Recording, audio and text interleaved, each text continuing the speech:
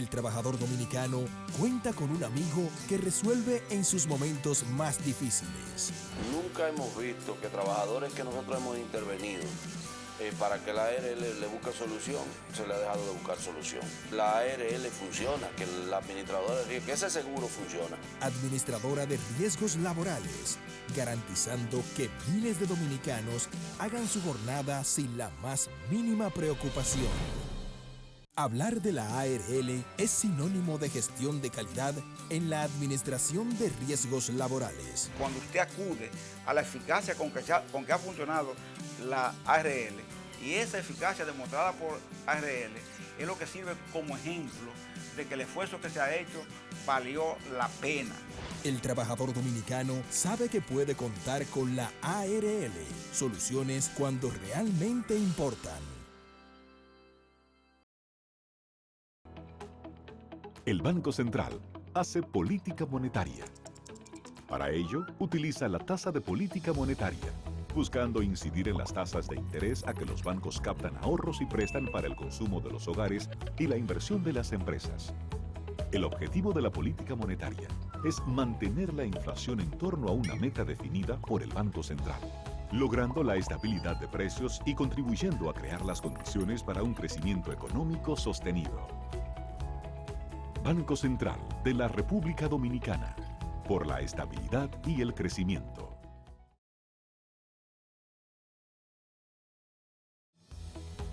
El Banco Central regula el sistema financiero, diseña y propone a la Junta Monetaria las normativas necesarias para el funcionamiento eficiente del sistema financiero, contribuyendo con la estabilidad y el crecimiento de la economía.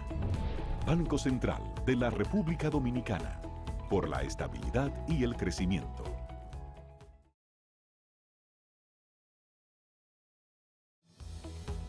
El Banco Central es responsable del buen funcionamiento del sistema de pagos. Vigila a las entidades emisoras de instrumentos de pago para que las personas y empresas puedan realizar sus transacciones con cheques y transferencias de fondos con rapidez y seguridad. Banco Central de la República Dominicana, por la estabilidad y el crecimiento.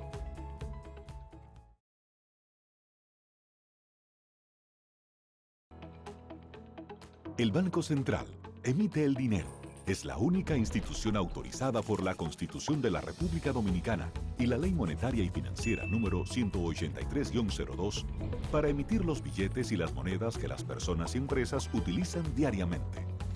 Diseña los billetes y las monedas, contrata su fabricación mediante licitación pública internacional y los pone en circulación, cuidando que la cantidad existente en la economía se corresponda con la demanda real de estos medios de pago. Banco Central de la República Dominicana, por la estabilidad y el crecimiento.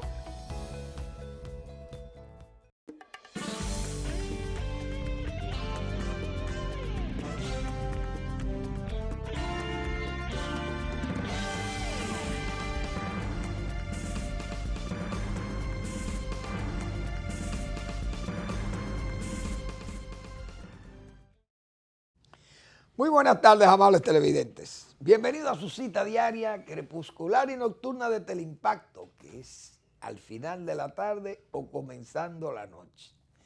Ponga su caridad en buenas manos. Apoye el Patronato de Lucha contra el Cáncer de Villa González Incorporado. Una verdadera institución de servicio al prójimo.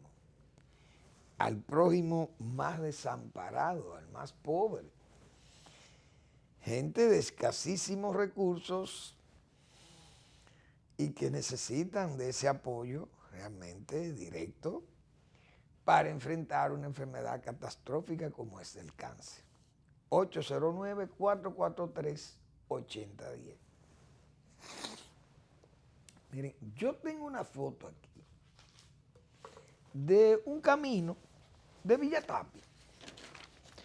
Pero no es porque sea de Villa Tapia, es que ese camino de Villa Tapia se reproduce a nivel nacional por muchísimos caminos. Este es los caminos que están intransitables, según señalan ellos, los pobladores de Villa Tapia, le dicen al presidente que hay que reparar esos caminos en la Hermanas Mirabal, en la provincia Hermanas Mirabal. Dicen que es necesario que desde el gobierno, el Ministerio de Obras Públicas, la Oficina de Desarrollo Provincial, la Oficina Supervisora de Obras del Estado o desde la misma presidencia, se eroguen fondos especiales a favor de la municipalidad. Entre las comunidades que necesitan una rápida intervención de este municipio, según explicó el alcalde, están el Campeche, San José, Los Limones Adentro, Las 40, el Hospital y Sabana Angosta. Visto así, ¿ese es el problema de Villa Tapia? No, es un problema nacional. Nosotros que hemos estado abogando, que yo recuerdo leer una lista aquí de los caminos de 4 provincias nada más, y yo cité más de 80 caminos. La provincia Espaillá, la provincia Hermanas Mirabal, la provincia Duarte y la provincia María Trinidad Sánchez. Y yo señalé que esos caminos estaban muy deteriorados. Mientras tanto, Obra Pública no tiene aquellos servicios de ayudantías, vamos a llamarle, aquellas estaciones que tenía Obra Pública en diferentes partes del país, para precisamente hacerle frente a esas demandas muy sentidas de poblaciones rurales. Porque precisamente cuando hablo de ese proyecto, cuando hablo de ese patronato de lucha contra el cáncer de Villa González, me refiero a las comunidades rurales. Ah, pero el presidente asiste a las comunidades rurales, sí. Y es loable, y lo hemos señalado aquí, que los domingos, que son días de recogimiento familiar, el presidente lo dedique a llevarle apoyo a los campesinos de las zonas rurales. Pero hemos dicho también que en esa suerte de lotería, entonces no están todos y no hay una política de conjunto ni una política institucionalizada para sacar a camino el país. Porque el presidente hace un esfuerzo, con su visita sorpresa, le lleva algo a una gente en la gorda de Nagua, bien, pero ¿y los que viven en la Pichinga? De Nagua también, o los que viven en Los Limones de Nagua, o los que viven en Brugal, por ejemplo, o en Baoba de Piñal, o qué sé yo, por poner un ejemplo, o los que viven en Santa Elena, en Barahona, o los que viven en Los Pinos del Edén, en Descubierta, o los que viven en las charcas de Marianova, en San Juan de la Maguana, o los que viven en el Cercado, qué sé yo, por poner esos ejemplos. Entonces, Obra Pública, que tiene una labor intensísima de alcaldía, porque nosotros no hemos escogido al señor ministro de Obra Pública para alcalde de Santo Domingo, pero él es diríamos, un ornamentalista, es un hombre que dedica recursos de ese ministerio para mantener algunas o las grandes avenidas de la capital bien limpias, arborizadas y además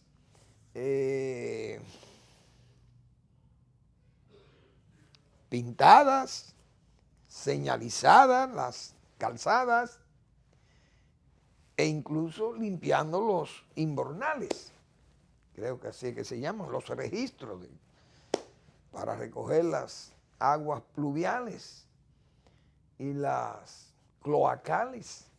Entonces, maneja otro programa que es el programa de asistencia vial, un programa policial prácticamente. Y se dedican recursos extraordinarios porque eso reporta una imagen mediática del ministro que él, sin ser ingeniero, ha sido el mejor ministro de obra pública. Se le señala a él. Y vaya usted a ver si las obras o las funciones de un ministro de obra pública son esas. Yo siempre he citado aquí el caso de aquellos ministros de Balaguer, un hombre, por ejemplo, que duró 10 años, creo, de los 12 años de Balaguer, la primera etapa. Duró 10 años u 11, no recuerdo bien, como ministro de Obra Pública, que fue el ingeniero Alcina Puello. Un hombre prácticamente eterno en ese ministerio.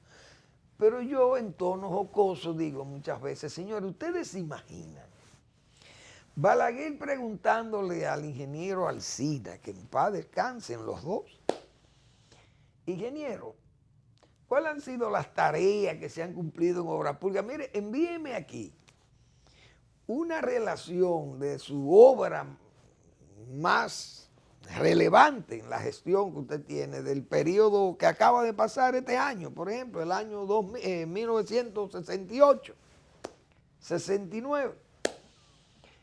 Y que el ingeniero Alcina le dijera a Balaguer, mire, nosotros limpiamos 14 calles de Santo Domingo, las mantenemos muy bonitas, señalizadas, pintadas, arborizadas. Tenemos también 2.000 asistencias de yompeo de baterías, de arreglo de gomas, arrastre de un vehículo dañado en la carretera, o reparaciones menores que se le hicieron a tantos vehículos por luces apagadas, etcétera, etcétera.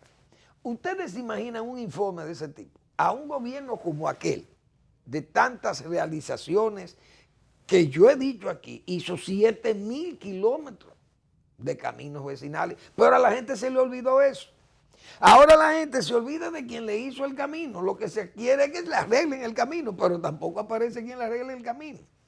Y se olvidan del que lo hizo. Así ha pasado también con la reforma agraria, que yo he dicho. Muchas veces aquí hay funcionarios que dicen, bueno, la mejor gestión agraria que ha tenido la historia del país ha sido la del presidente Medina. ¿Por qué? Porque entregó 25.000 títulos de propiedades de las parcelas de la reforma agraria. El presidente le ha entregado en 200 visitas, ha llevado recursos a los agricultores y ganaderos de las zonas más apartadas del país. Y el que hizo el canal de riego, y el que hizo los laterales para irrigar la tierra, y el que además echó la canana de quitarle la tierra a un conglomerado de hacendados o de terratenientes para repartirla por la ubicación de ese canal, que declara áreas irrigables. En sus áreas irrigables tiene que entregar la ley, por la ley de cuota aparte, tiene que entregar una parte de esa área irrigada por el canal. Y usted sabe los enemigos que se encontraban los gobiernos, principalmente el gobierno de Balaguer, que fue el que más tiempo estuvo en los 12 años aplicando el programa agrario. Es decir, además de eso, había que habilitar esas parcelas, hacer la parcelación, caminos internos, etcétera, etcétera, etcétera. Ese era el trabajo duro. Pero ahora eso se minimiza. No, el gran trabajo es entregarle el título. Claro, porque la gente, usted le trae un título definitivo y el tipo coge para el banco, pero es lo que va a buscar 2 millones de pesos inmediatamente para comprarse una camioneta, probablemente, o un carro, o mejorará la vivienda, pero a él le da un pito no ser agricultor más. O probablemente se murió el primer asentado, el primer beneficiario, quedaron los hijos, y los hijos, con o sin vocación agrícola, vende la parcela. Pero hay que darle el título definitivo para que el parcelero entonces, el parcelero pueda ser sujeto de crédito. Pero ustedes han visto las probanzas de ese señor, si es verdad que él es vocacionalmente un buen parcelero. para seguir la continuidad de su padre o vocacionalmente seguir el ejercicio de productor agropecuario. Esas son las cosas, lamentablemente. Entonces yo creo que debemos dejarnos de todo este adanismo, que lo he venido repitiendo muchísimas veces, y ponerse en lo que deben estar. El secretario, el ministro de Obras Públicas tiene que atender esa cosa. Ahí le mostré también en Sabana Toro. Póngame, yo no sé si los muchachos pueden conseguirme esa imagen de Sabana Toro, que yo traje aquí. Eso es en la provincia de San Cristóbal. Ese camino conduce a una cárcel de mujeres y la Procuraduría General de la República, yo no sé si ha cruzado alguna información, alguna comunicación a Obras Públicas para que reparen ese camino. Porque ahí cuando llueve se queda cortada la comunicación con esa comunidad porque hay una zanja, un río que no tiene alcantarilla y por ahí no hay quien pase. No hay vehículo que se aventure ahí. Si los muchachos tienen la imagen, yo quisiera que me la muestren, por favor. Mire, eso es en Sabana Toro. Eso es en la provincia de San Cristóbal. Ese camino conduce a una cárcel que tiene la Procuraduría General de la República, pero los pobladores de por ahí es al grito, porque que el camino no sirve. Bueno, no es que no sirva, sirve porque la gente transita, pero es en condiciones deplorables que dañan los vehículos a la gente. Entonces, cuando usted ve un Ministerio de Obras Públicas con asistencia vial o arreglando y limpiando la calle Abraham Lincoln, por ejemplo, una brigada, muchísima gente de Obras Públicas limpiando, cualquiera dice, pero vengan acá. Y entonces, ¿para qué están las máquinas? ¿Dónde están las maquinarias de Obras Públicas para ayudar a esto? Porque esos son los caminos que hay que ayudar. Son caminos productivos. Pero, repito, lo que se busca es lo mediático. ¿Y quién de los ministros del gobierno tiene mejor valoración, diría yo, que el ministro de Obras Públicas? Porque a la gente, el que está en la capital y sale para un pueblo y se le daña una goma y lo asiste una camioneta de Obras Públicas, él le agradece el alma a Obras Públicas, y es verdad. Pero esa no es la misión de Obras Públicas, que lo haga otra, una dirección por ahí de, qué sé yo, de la policía o lo que fuera, que asistan a los choferes, Pero Obras Públicas tiene que estar en lo suyo. Eso es Sabana Toro. Ya lo podemos ver. Ya lo podemos ver. Pero así como Sabana Toro hay miles de kilómetros de caminos vecinales o productivos en condiciones realmente deplorables. Vamos a esperar a ver, porque miren, la provincia Hermanas Mirabal. Vamos a ver si se puede mostrar esto. Los muchachos tal vez me pueden ayudar. Pero esto vino publicado en el periódico Hoy. En el periódico Hoy, el de jueves 13 de julio. La semana pasada, miren. Ese camino, esos son los caminos de la provincia Hermanas Mirabal. Y entonces, ¿qué hace Obras Públicas? Cuando Obras Públicas tenía en La Vega, por ejemplo, en La Vega tenía una ayudantía. Ahí habían tractores de oruga, había palas, había retroexcavadora, tenían rodillos, una brigada para ir a hacer esas cosas, limpiar eso, arreglarlo y bachearla, hacer su bacheo en las carreteras, limpiar las cunetas, arreglar los taludes, las alcantarillas, destapar alcantarillas, arreglar puentes, barandillas, el barandado de los puentes y de las carreteras. Para eso tenía que estar esa unidad, pero eso lo han borrado del mapa. No hay quien encuentre una ayudantía en parte. Entonces, el Ministerio de Agricultura ha adquirido algunas maquinarias, he visto ahí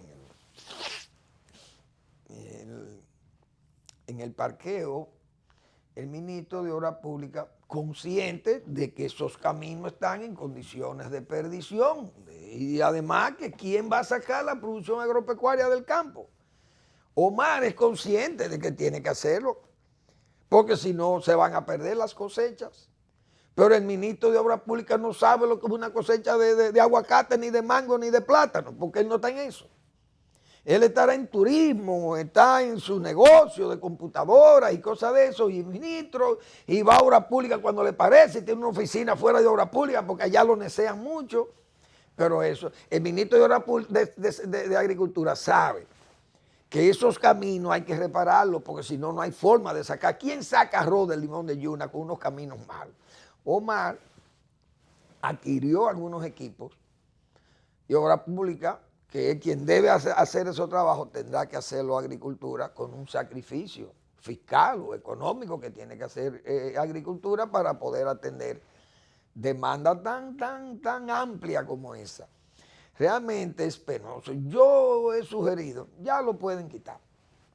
Ya lo pueden quitar. Yo le sugería una vez a un ministro de Agricultura, amigo mío, digo, señores, yo creo que nosotros podemos organizar una verdadera dirección general de infraestructura rural, algo así, que tenga esa dirección no dependa de Obras Públicas, sino que dependa del Ministerio de Agricultura, una dirección general de infraestructura rural, quizá exceptuando al INDRI. Dejar el INDRI porque ya el INDRI es un instituto especializado para el riego y ya uno no puede tomar las funciones del INDRI, asumir en esa dirección, que sería también prudente que se pasen esas, diríamos, obras de arte de los canales, reparaciones, limpieza, etcétera, que aunque estén en manos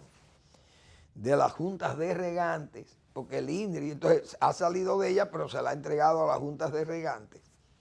Pero en una dirección general de infraestructura rural, pienso yo, que ahí hay mejor trabajo, claro, tengo que decir lo siguiente, poniendo gente seria, no a robar pesitos, porque inmediatamente viene un ministro de Agricultura, pone un tigre ahí, amigo, o se lo manda a otro político, y el tipo comienza, lo primero que quiere es ser diputado o senador por su zona, y comienza a tirar los equipos y a hacer todas las obras en una provincia para él tratar de ganar. O hacer lo otro, o hacer eso mismo con otros. Segundo, comienzan a robar pesitos y a hacer puerca, lo que le llaman puerca en el campo. Es decir, a facilitar equipo, a alquilarlo por allí, a buscarse unos pesos o a llevárselo por los políticos, etcétera, etcétera. Entonces, no debe ser así. Tiene que ser con seriedad, porque tienen que haber gente seria, porque si no el país entonces habrá que cerrarlo. O buscar un dictador que venga y arregle esto, porque no hay forma de arreglarlo entonces. Es decir, hay cosas que yo creo que se pueden hacer y se pueden hacer mejor, porque se pueden hacer planeadas, se pueden ver las prioridades, cuáles son las prioridades, por ejemplo, de cosecha, de siembra, etcétera. Entonces usted dice, bueno, si hay una zona, por ejemplo, como Asua, que es una zona seca, los caminos pueden aguantar. Ahí le podemos mandar un greda para que limpie el camino, porque uno sabe que ahí no va a llover en 9 meses. Bueno, usted sabe que lo que va a haber es mucho polvo ahí, pero no va a haber hoyo. Bien. Ahora, en la provincia de Duarte, la provincia de María Trinidad Sánchez, la provincia Sánchez Ramírez, la provincia Salcedo, La Vega, Bonao, etcétera, esas son provincias de mucha intensidad de lluvia. Los caminos se deterioran. Entonces, señores, el presidente Medina, yo recuerdo que vino enamorado de Brasil, de aquellos caminos brasileiros que fueron pavimentados, es decir, asfaltados, porque la intensidad de la lluvia, principalmente en los trópicos, y específicamente en Brasil, que es muy tropical, con esa selva y todo aquello, en Brasil las lluvias intensas dañan millones de kilómetros, yo digo, pues es un país enorme, de kilómetros de caminos en Brasil. El gobierno de Lula comenzó con aquellos caminos productivos asfaltados. Y eso me parece que es una buena idea en provincias muy húmedas como son esas provincias que aunque se ha negado la lluvia en Macorís, pero no hay duda que es una zona de entrada de mucha nubosidad y buenas precipitaciones que hay ahí. Entonces se deterioran mucho los caminos.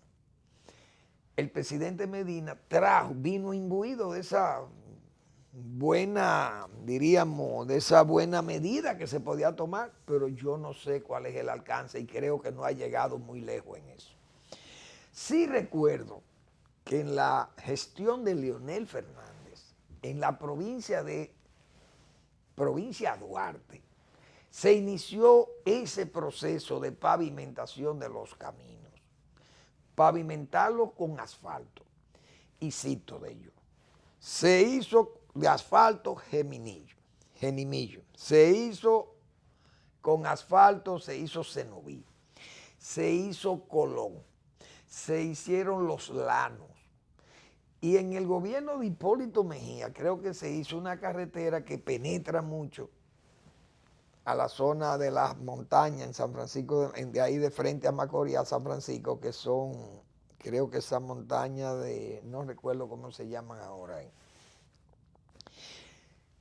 Y esos caminos realmente se han preservado. El camino de Los Llanos, porque Los Llanos es una producción interesantísima de cacao, una de las mejores zonas cacaotaleras del país, es Los Llanos.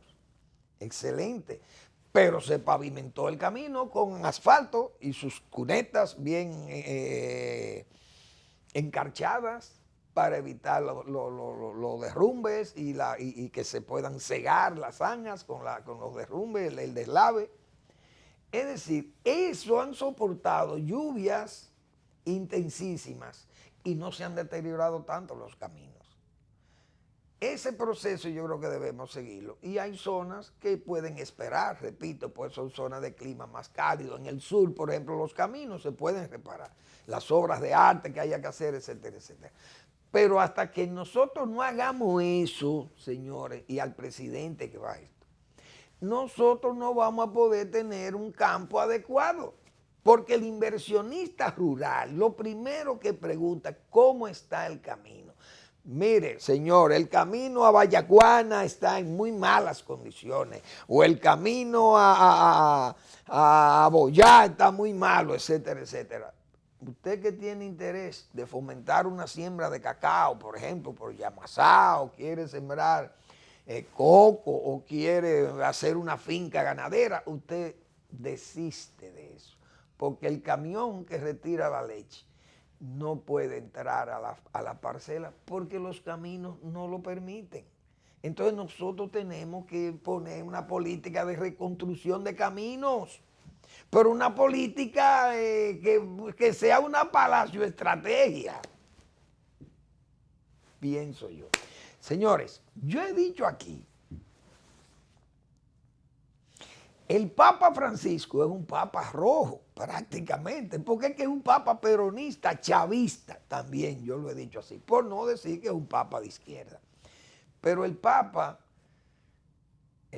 Francisco parece que viene con esa política, diría yo, de dinamitar la iglesia, porque la verdad es que la iglesia católica, que ha sido muy conservadora toda su historia, y quizá por eso se ha preservado. La Iglesia Católica tiene el aborto, eso es, todo el mundo ha visto la posición de la Iglesia con el aborto. Es cero tolerancia con el aborto.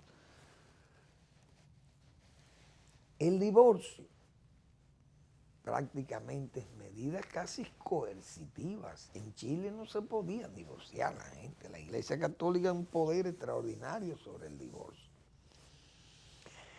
La eutanasia, por ejemplo. La eutanasia no lo permite la Iglesia. Es decir, usted está en estado de coma y quiere disponer que su vida ya no debe seguir porque no tiene sentido que usted en una condición así pueda seguir creándole a la familia esa angustia, ese dolor, la tristeza. No, ya yo me quiero, mire, ya yo quiero morir porque no voy a salir de este estado comatoso, por ejemplo. Si es que pudiera hablar. Pero que la familia pueda decidir. La iglesia cerrada banda con eso.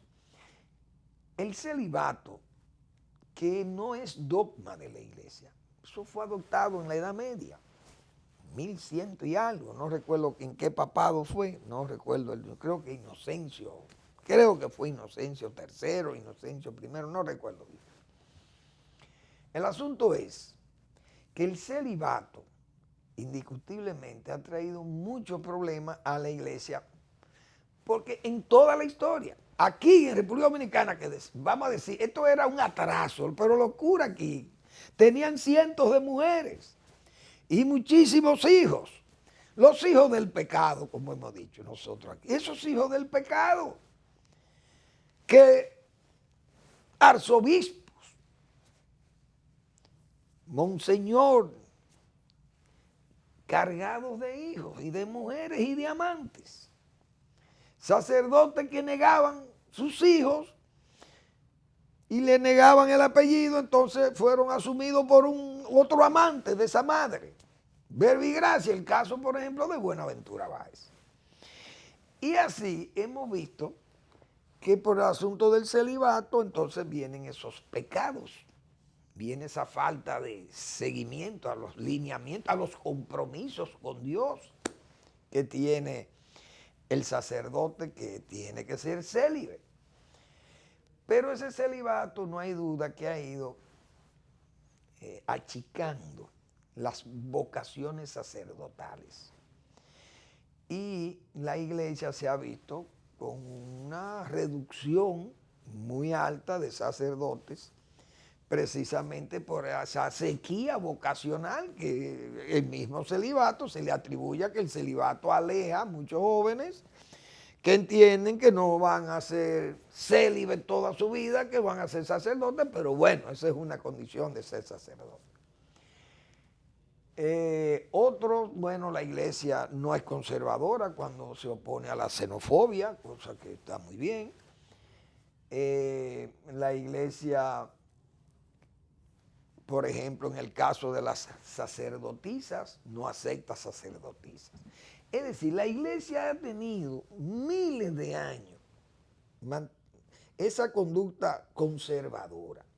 El Papa Francisco, que es jesuita, yo dije aquí desde el principio de que vi unas declaraciones del Papa sobre, primero, el aborto, y dijo que podía exculpar aquellos casos de aborto y que la gente, bueno, admitiera y que se recogiera, hiciera un acto de, como de exculpación de aquello, y que, bueno, y que se convirtiera casi en una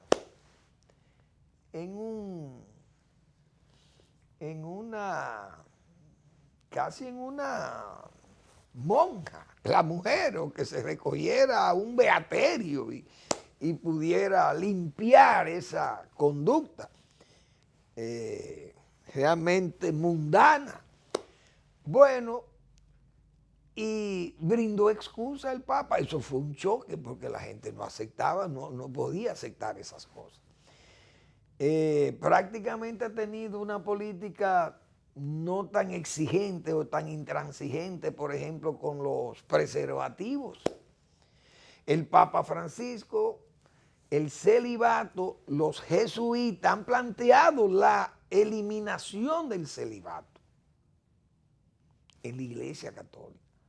Y yo dije, bueno, esta es una oportunidad que tienen los jesuitas, porque tienen un Papa jesuita. Señor, el Papa dio ayer un paso que yo pensé que era con el diaconado que tiene la iglesia, que con los diáconos podría cubrir la Amazonia, que parece que tienen dificultades para encontrar curas para la zona amazónica de Brasil.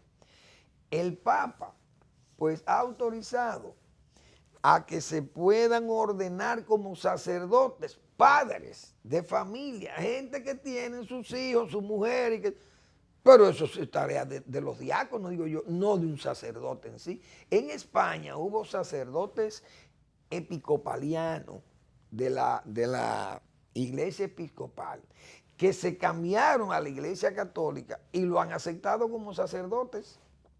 Es verdad, y no fue en el papado de Francisco. Pero veo que hay una apertura en la iglesia tal que uno piensa que pueden venir esos cambios bruscos en la iglesia. Vamos a ver qué va a pasar con esas decisiones del Papa. Incluso ha hablado de sacerdotisas también, de hacer mujeres sacerdotes. Pero vamos a ver cómo le va a la iglesia con el Papa Francisco, que yo advertí aquí que tenía los temores de que al Papa Francisco le podían tender una celada y sacarlo de circulación en esa curia romana tan peligrosa. Vámonos a la pausa.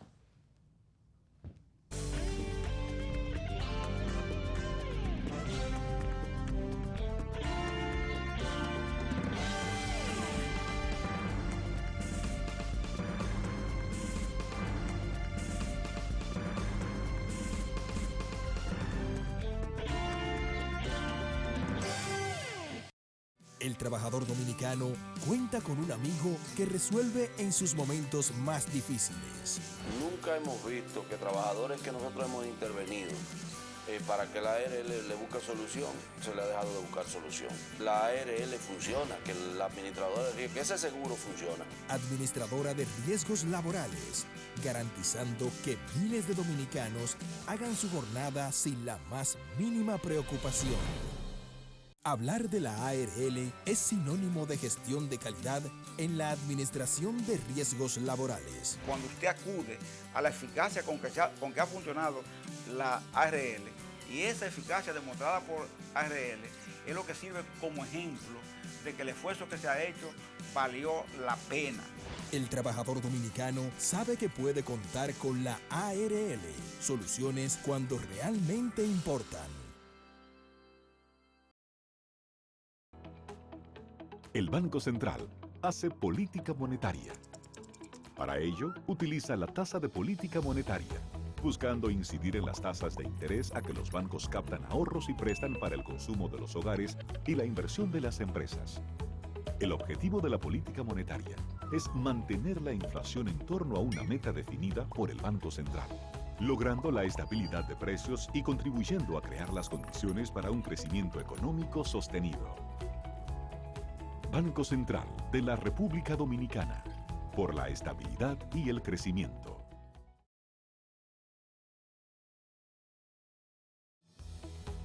El Banco Central regula el sistema financiero, diseña y propone a la Junta Monetaria las normativas necesarias para el funcionamiento eficiente del sistema financiero, contribuyendo con la estabilidad y el crecimiento de la economía.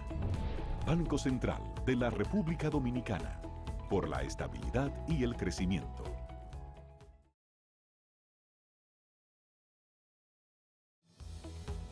El Banco Central es responsable del buen funcionamiento del sistema de pagos.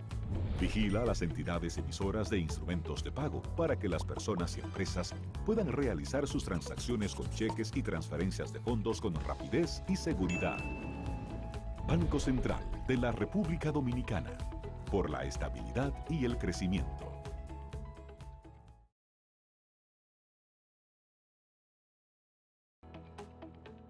El Banco Central emite el dinero. Es la única institución autorizada por la Constitución de la República Dominicana y la Ley Monetaria y Financiera número 183-02 para emitir los billetes y las monedas que las personas y empresas utilizan diariamente.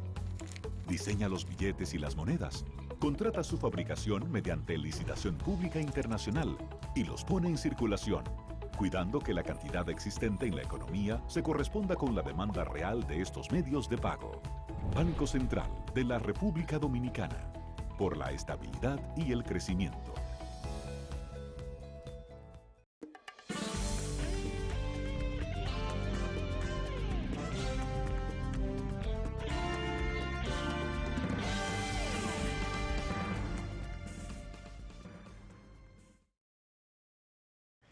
Bien, señores, la historia la callada se venga. Primero esto. Esto que dice el PR, que dicen del PRM, pero todo esto seguro es parte de la especulación, porque usted no, si no hay evidencia, primero no sé, ¿en qué casa fue? ¿Fue donde Gonzalo? ¿Fue donde José Ramón? ¿Donde quién fue esta reunión? No se dice nada. ¿O donde Luis Abinader? Tampoco se sabe. Realmente, dice, revelan pacto PRM y Danilita para variar constitución. Andamos. Yo recuerdo que el PRD, y eso es bueno recordárselo a Luis Abinader, el PRD siempre tenía la costumbre de enrostrarle al otro lo que ellos pensaban hacer o ya habían hecho. Es decir, si el PRD iba a cometer una bellaquería política, decía que era Balaguer el que quería hacer, cuando eran los tiempos que la mera con Balaguer, o sea, la pugna era Balaguer y el PRD, o la izquierda y Balaguer. Pero el PRD acostumbró a este país a que las cosas que ellos iban a hacer, la bellaquería que ellos pensaban hacer o hacían, se la atribuían al contrario, a Balaguer. Siempre Balaguer era el malo y ellos siempre buscaban lo bueno, pero entonces ellos haciendo la cosa como para, o sea, haciendo un fraude. ¿Quién era el dueño del fraude? Balaguer. Es decir, el PRD podía hacer fraude electoral. ¿Por qué? Porque eso era una especialidad de Balaguer. El PRD no tenía eso. La prensa hacía algo, conquistaban periodistas para escribir cosas y para especular, se lo atribuían a Balaguer. Pero eran los mismos PRDistas que hacían sus carnes. En resumen, hubo, para probarle al PRD que ellos hacían bellaquería, hubo que captarle en el 78, en las elecciones del 78, hubo que grabar la voz de Salvador de Blanco, recibiendo informaciones de otros PRDistas muy amigos de él, de acciones dolosas que se estaban haciendo en las elecciones del 78. Entonces, el gobierno de Balaguer captó esa información y se la mandó con un amigo a Salvador, Jorge Blanco. Salvador, mira lo que te mandaron del Palacio Joaquín Balaguer. Mira a ver si ese eres tú, si ese tuvo. Sí, ese soy yo. Pues mira, eso pasó. Es decir, eso nada más lo hacía Balaguer. Es decir, el fraude lo podía hacer Balaguer, pero el PRDista no podía hacer cosas malas. Siempre se la atribuía al otro, pero ellos lo hacían. En resumen, esto casi va por el mismo camino. ¿Cuáles fueron las declaraciones de ayer o antes de ayer? Decía el señor Abinader que el leonelismo y el danilismo estaban negociando para hacer su trampa o para hacer un tollo ahí y arreglarse ellos entre y repartirse, como dicen, el poder y el país. Ahora la especulación es con ellos. Uno no sabe por dónde anda esto.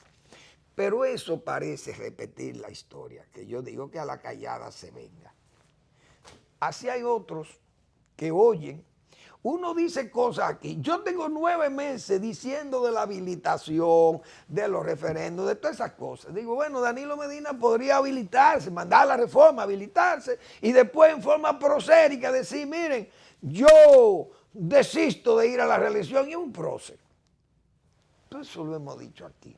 Otras veces le hemos planteado que el presidente podría entonces hacer eso para garantizarse, ir a disputar la candidatura, por ejemplo, a quien gane en el 24, porque si gana Leonel Fernández, supongamos que va Leonel Fernández de candidato, y gana las elecciones, Danilo podría enfrentarlo en el 24, ya no es el Danilo del 2007, el Danilo del 24 sería un super Danilo, dirá él, el presidente. Entonces podría enfrentar a Leonel allá. Bien. O si es la oposición que gana, porque ellos le ponen palo en la rueda a Leonel Fernández para que no gane, y gana la oposición, él diría, bueno, yo soy el jefe de la oposición ahora, y ya Leonel está liquidado, en el 24 soy yo, diría Danilo Medina también.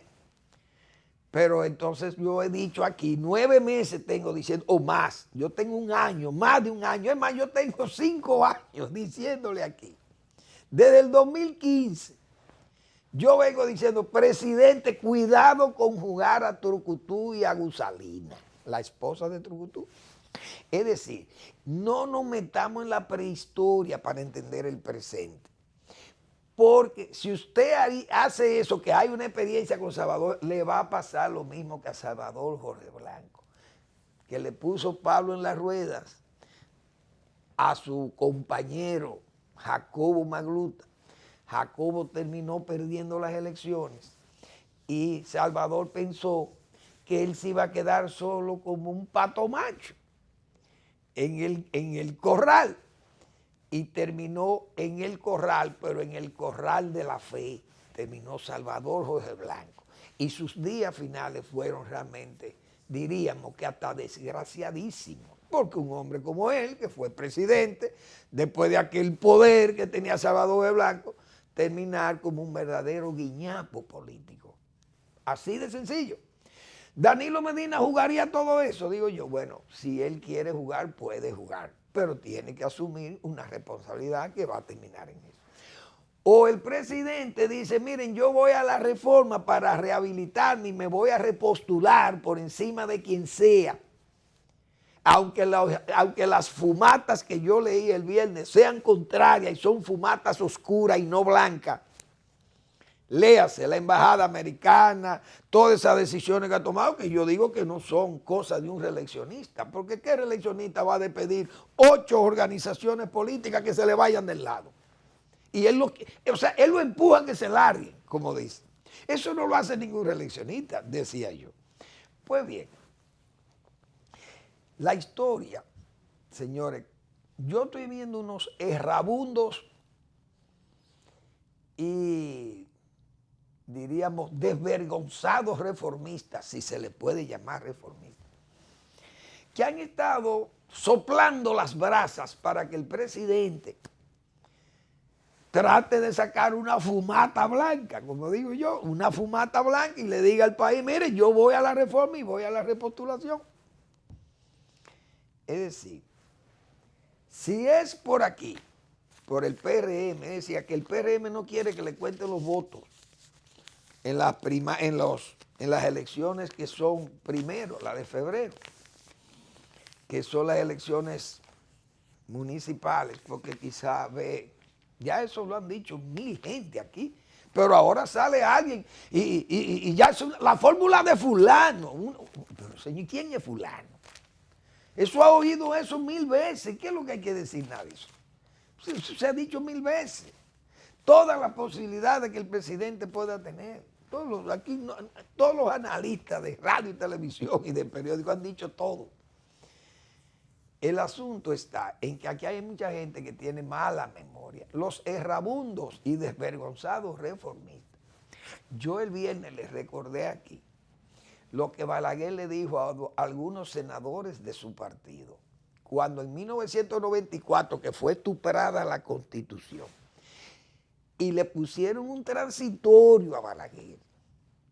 Le pusieron un transitorio, y eso se lo voy a recordar a la gente de Danilo Medina también, para que el presidente, porque a veces hay que recordar esas cosas, la gente se le olvida.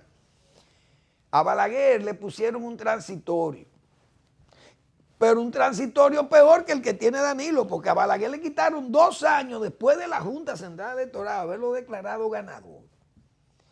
Le quitaron 2 años de su periodo y al mismo tiempo le impusieron un candado de que no podía candidatearse en el 96. Eso hizo posible que el PLD ganara las elecciones y tiene 20 años gobernando. Y Danilo perdió en el 2000 porque, como dijo Leonel Fernández, no entendió que nosotros ganamos porque Balaguer no estaba ahí. Y yo dije aquí que Joaquín Balaguer lo subestimó Danilo Medina y Temo, porque Leonel le dijo, negociemos con Balaguer, que Balaguer tiene más votos que nosotros. No, Balaguer no tiene más de 15%. Y Balaguer sacó más votos que el PLD en el 2000. Leonel Fernández tenía razón. Incluso Danilo Medina hubiera sido presidente en el 2002. Pero él quiso ser en el 2000 y perdió. Bien, pero eso es historia. Ahora, esos errabundos reformistas desvergonzados, que yo estoy en la creencia de que Danilo Medina no le va a hacer caso a gente tan desvergonzada y gente tan poco firme como son esos reformistas que le están soplando y ahora aparecen como verdaderos, diríamos, son soldados del deber, reeleccionistas. Hoy, ¿qué pasó en el 94, repito, con esa gente? Fueron a Balaguer a decirle, doctor Balaguer, estamos nosotros aquí, nosotros no aceptamos eso. No, se quedaron callados, excepto los senadores que fueron al Palacio y le dijeron a Balaguer, presidente, ¿podemos revertir eso? Ese transitorio que pusieron ahí en el 94, que le prohíbe la reelección a usted y que además le recorta 2 años, que eso es un abuso.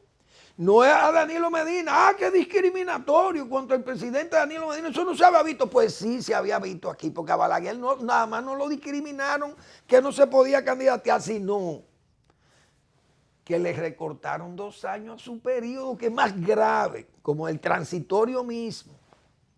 Y Balaguer le contestó a los senadores, ustedes no saben las llamadas que yo recibo en ese teléfono desde Washington, porque Estados Unidos ha tenido buenas injerencias y malas injerencias en el país. Esas eran buenas, como fueron también las de 1871, excelente, pero la del 16 fue mala, la de 65 fue mala, de verdad. La participación para matar a Trujillo fue buena. La invasión del 65 fue mala. ¿Cuál es más? Que pusieron a Balaguer. Esa fue mala. Que quitaron a Balaguer en el 78. Esa fue buena. En el 94 se llevaron a Balaguer 2 años. Esa fue buena. Quitamos ese sátrapa.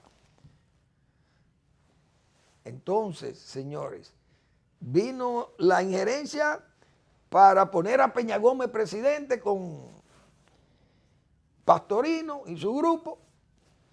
Buena intervención americana. Ahora es mala, porque siempre hemos tenido buenas y malas intervenciones norteamericanas. Entonces, esas cosas que parece que uno tiene que recordarlas aquí, porque a Balaguer le quitaron 2 años con un transitorio. ¿Dónde estaba el PLD?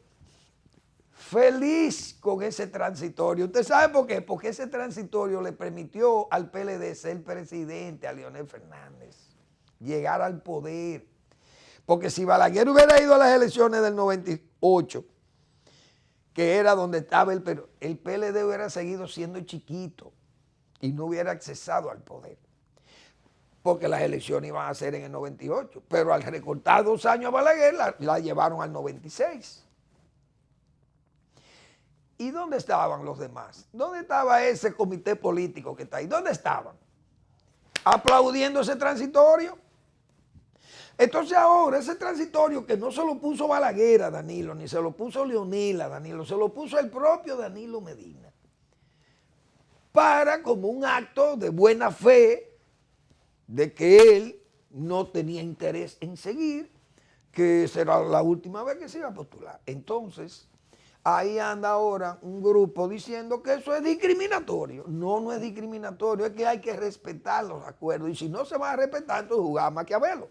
Pero ya usted sabe que es con Maquiavelo que está luchando. Entonces, ya usted no está luchando ni con vos, ni con Balaguer, ni con Peña Gómez, es con Maquiavelo o con Leonel. Una de dos. Yo creo que el presidente no se va a dejar marear. Primero porque ya hay gente maleada, lo que le están soplando brasa al presidente. Que sus íntimos de sentida amistad, eso tienen todo el derecho de pedirle al presidente que se sacrifique por ellos. Pero si el presidente lanza esa reforma y hoy en esa reunión será, tal vez pase como han pasado las otras y no se trata el tema de eso y el presidente entienda que todavía tiene tiempo para hablar y hablará. No sé si va a plantear eso. Si plantean eso y si Leonel va es porque no se va a plantear. Y si se plantea y Leonel está ahí, probablemente Leonel se pare y se largue de ahí. Y eso va a crear una situación anómala que el presidente no es verdad que va a poder sortear eso.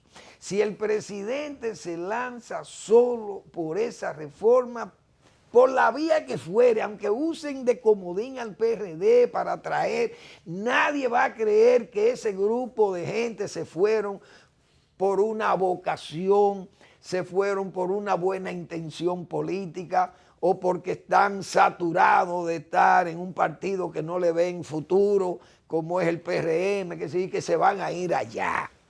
No es verdad, nadie va a interpretar eso así, lo van a interpretar como soborno. Y el presidente estará de nuevo en la picota con una situación sumamente grave desde el punto de vista del soborno para sostener el régimen y para sostenerse de una vía realmente pecaminosa, por una vía pecaminosa, que va a delatar lo peor, y es que se tiene miedo de salir del poder, y eso es gravísimo cuando pasan tienen que tomarse esas decisiones, porque entonces es que se ha actuado muy mal.